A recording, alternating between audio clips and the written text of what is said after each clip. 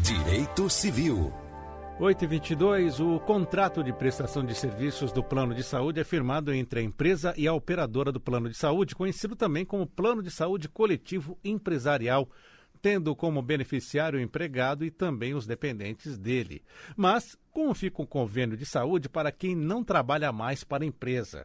Nós vamos conversar agora sobre esse assunto no quadro Direito Civil com o advogado especialista em Direito Processual, Dr. Tiago Giacom. Dr. Tiago, seja bem-vindo ao nosso programa. Bom dia. Bom dia. Dr. Tiago, conte uma situação além dessa que eu acabei de narrar. Como esse empregado fica nessa situação do plano de saúde, então? Bom, na verdade, o empregado, quando ele sai da relação de trabalho, nós precisamos, para que ele possa permanecer no plano de saúde, ele precisa de alguns requisitos, né? A primeira coisa é que ele tem que ter sido demitido ou exonerado, né, sem justa causa. Então, aquele que pede demissão do trabalho, ele não tem direito a permanecer no plano. E ele tem que estar incluso também no plano de saúde da empresa como beneficiário, né, por óbvio, ele e os seus dependentes, e também tem que estar em dia com o pagamento parcial ou integral do seu plano de saúde, né, inclusive com relação aos dependentes. Nesse caso, nós vemos situações em que o empregado ele continua pagando esse plano de saúde para a empresa para continuar usufruindo dele. Isso é permitido ou é uma coisa feita de gaveta? Não, isso na verdade é assim, isso é um ponto importante, e talvez isso seja o ponto mais polêmico, inclusive, dessa regulamentação que tem da ANS, porque na verdade lá está escrito que o empregado tem que pagar alguma coisa, pagar parcialmente alguma coisa. A questão aí é o seguinte, pagar alguma coisa não significa aquela coparticipação que a gente tem em alguns planos. Tem alguns planos em que tem a coparticipação do empregado, que quando você utiliza alguma coisa, algum exame, algum procedimento, você paga uma parte. Isso não é coparticipação. Nós estamos falando de um pagamento, ainda que seja parcial, pelo plano de saúde. E quando esse empregado sai da empresa e ele quer continuar, ele vai ter que pagar tanto o plano dele, a parte dele, como a parte da empresa. Então esse também é um dos requisitos, né? Ele pode pagar isso. E uma coisa importante também, já mencionar, que isso não é vitalício. Isso não é para a vida toda, que no caso, o que acontece? A resolução normativa número 27 da ANS, ela traz uma proporção de 1/3 ao tempo de pagamento do seguro.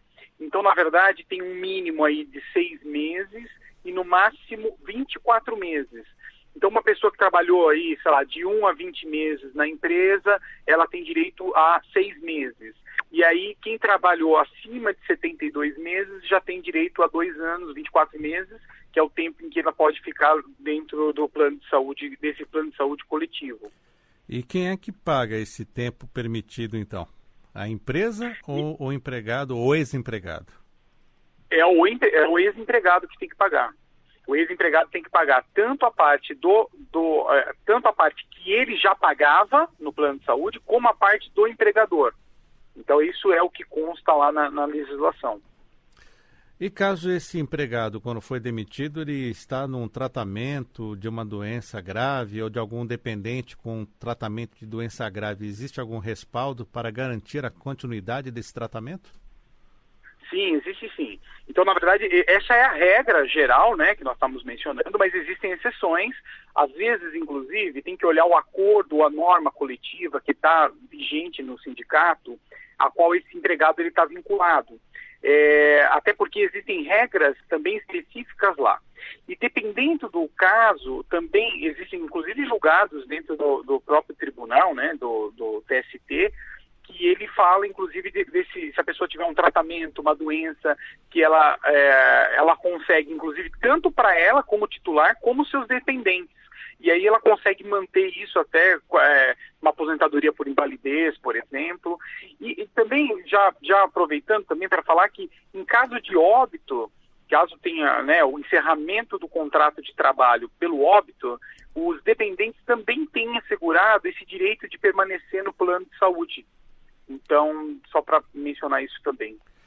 Isso segue o tempo de trabalho dessa pessoa que morreu, então a família vai ter, por exemplo, como o senhor já explicou, de 1 a 20 meses, 6 meses de plano, de 21 a 23 meses, 7 meses de plano, de 24 a 26 meses, 8 meses de plano e daí por diante?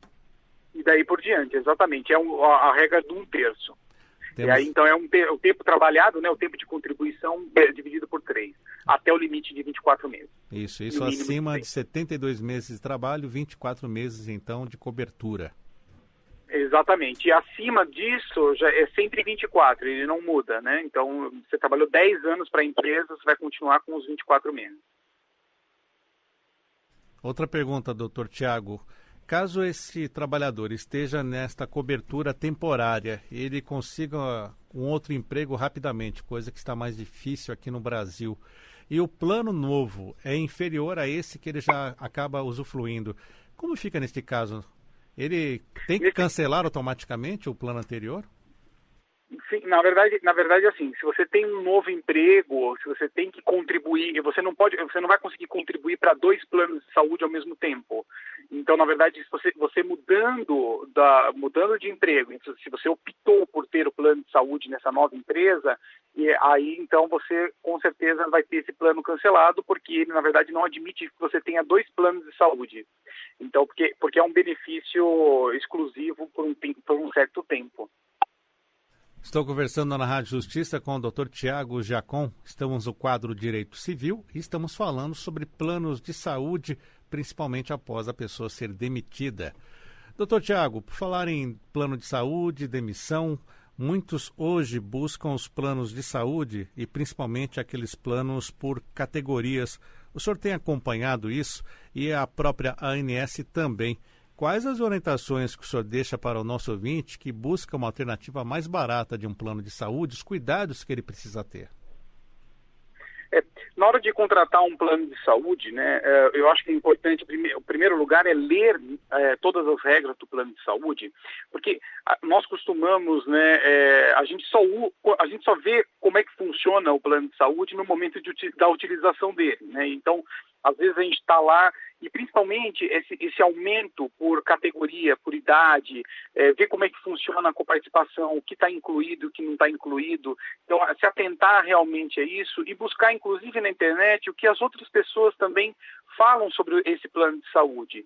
Verificar o que é coberto, o que não é coberto. Então, principalmente, e qualquer tipo de problema, também pode ligar na ANS, pode fazer a reclamação lá na ouvidoria, que funciona muito bem, pelo menos a gente consegue ter algum contato para evitar tempo de carência, também é uma questão importante, a portabilidade, que é uma questão também que vai vir agora com uma nova resolução que vai começar a entrar em vigor a partir de junho de 2019 para esses empregados, né, que são demitidos. Então, essas questões são importantes para ver o que é que está coberto, o que é que não está coberto, para ver se aquilo se satisfaz, né, como cliente. E lembrando que, claro que a gente não consegue, por ser um contrato de adesão, nós não conseguimos mudar as cláusulas, né, de um plano de saúde, a gente não consegue debater com eles, então sempre procurar a defesa dos direitos do consumidor num caso em que haja alguma injustiça com relação a esse contrato, né, alguma coisa que o plano ache que não deveria estar coberto, né? Nós temos diversas decisões aí até dos tribunais em que dá tratamento para algumas pessoas que que o plano acaba negando, né? Pelos motivos de saúde que são importantes e direito fundamental da pessoa, dignidade da pessoa humana. Doutor Tiago Giacom, é importante também esclarecer para o nosso ouvinte que hoje temos muitas pessoas que acabaram abrindo as suas empresas, a chamada pejotização ou até o microempreendedor individual, para que conseguisse ter um plano de saúde mais em conta. Mas vale lembrar que, neste caso, desses planos empresariais, as regras são mais, podemos dizer, favoráveis para o plano de saúde do que para o consumidor? Sim, com certeza. Então, na verdade, é uma questão que é discutida quase que diariamente nos tribunais, né? Porque agora, hoje em dia, muita gente faz empresa para poder fazer o plano de saúde, porque é mais em conta, né? Então, mas também é uma relação de consumo. Então, da mesma forma, a gente considera isso como tem que ver caso a caso, né? Claro, nós não estamos falando de grandes empresas, nós estamos falando de empresas pequenas, mas a tendência é colocar esses contratos também como uma relação de consumo. Então, também dá direito da pessoa também de reclamar, tal como uma pessoa física contratando um plano de saúde. Então, nós temos mais ou menos essa linha. O que muda nessa relação de um plano de saúde para uma pessoa física, de um plano de saúde para uma pessoa jurídica, por exemplo, o índice de reajuste das mensalidades?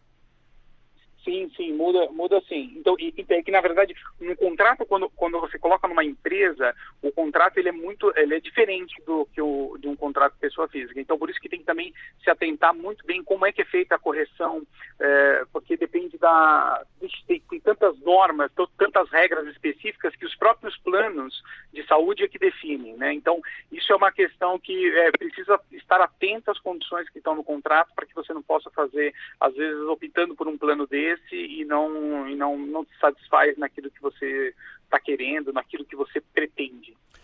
Outro ponto a ser destacado nessas relações de plano de saúde com empresas é que o plano de saúde pode unilateralmente cancelar esse contrato? Então, é uma questão também que está lá prevista, né? No meu entendimento, não poderia cancelar exatamente por essa questão que eu estou te falando, que é uma questão é uma relação de consumo, não deixa de ser uma relação de consumo. E aí, na verdade, o caso a caso, ele acaba sendo visto pelo tribunal. É o tribunal que olha caso a caso o porquê o plano fez esse tipo de procedimento. Então, enfim, é caso a caso mesmo, para a gente poder olhar. Eu quero agradecer a participação do Dr. Tiago Jacon, hoje no nosso quadro Direito Civil, falando sobre plano de saúde para as empresas, principalmente quando a pessoa fica desempregada. Dr. Tiago, muito obrigado por atender a Rádio Justiça e até a próxima. Eu aqui agradeço.